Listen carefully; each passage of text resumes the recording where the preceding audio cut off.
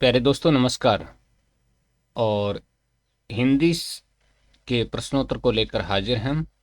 और सबसे पहले आपका वेलकम है भास्कर बीरबल सिंह विथ हिंदी चैनल में। तो दोस्तों छोटे छोटे वीडियो हम अपलोड करके आपके प्रश्नोत्तर को और समृद्ध बनाने का प्रयास करते हैं। विद्यापति किसके भक्त थे? विद्यापति शिव के भक्त थे। तो विद्यापति है वो शिव के भक्त थे।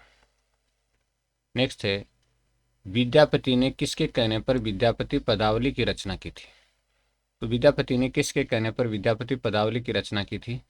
महारानी लक्ष्मी देवी के कहने पर विद्यापति पदावली की रचना की थी।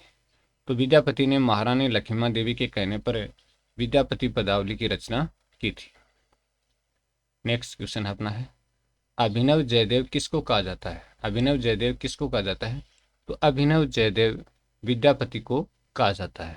अभिनव जयदेव विद्यापति को कहा जाता है। अगला प्रश्न है, किसके पदों को गाते गाते चैतन्य महाप्रभु बेहोश होकर गिर जाते थे? किसके पदों को गाते गाते चैतन्य महाप्रभु बेहोश होकर गिर जाते थे? तो विद्यापति के पदों को गाते गाते चैतन्य महाप्रभु बेहोश होकर गिर जाते थे। ठीक है जी। नेक्स्ट है, राउल वेल कौन सी शताब्दी की रचना है? राउल वेल कौन सी शताब्दी की रचना है? तो इसका उत्तर है दोस्तों 10वीं शताब्दी की रचना है राउल वेल। राउल वेल 10वीं शताब्दी की रचना है। राउल वेल की रचना किसने की थी? राउल वेल की रचना किसने की थी?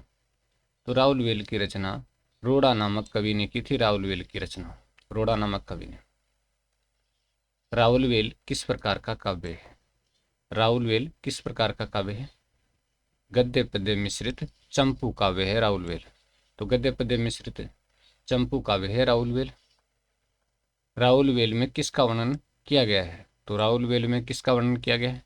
राउल वेल में राउल नामक नायिका के नक्शिक का वर्णन किया गया है। राउल नामक नायिका के नक्शिक का वर्णन किया गया है। अगला है, हिंदी में नक्शिक वर्णन का आरंभ किस रचना से प्रारंभ होता है? तो हिंदी में नक्शिक वर्णन का आरंभ किस रचना से प्रारंभ होता है? तो ये राउल वेल से होता है। हिंदी में नक्शिक वर्णन का प्रारंभ राउल वेल से होता है। अगला है, राउल वेल की सबसे बड़ी विशेषता क्या है?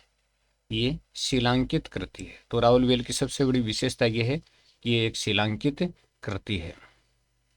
अगला प्रश्न देखते हैं, उक्ति व्यक्ति प्रकरण की रचना किसने की थी? उक्ति व्यक्ति प्रकरण की रचना पंडित दामोदर शर्मा ने की थी। उक्ति व्यक्ति प्रकरण की रचना पंडित दामोदर शर्मा ने।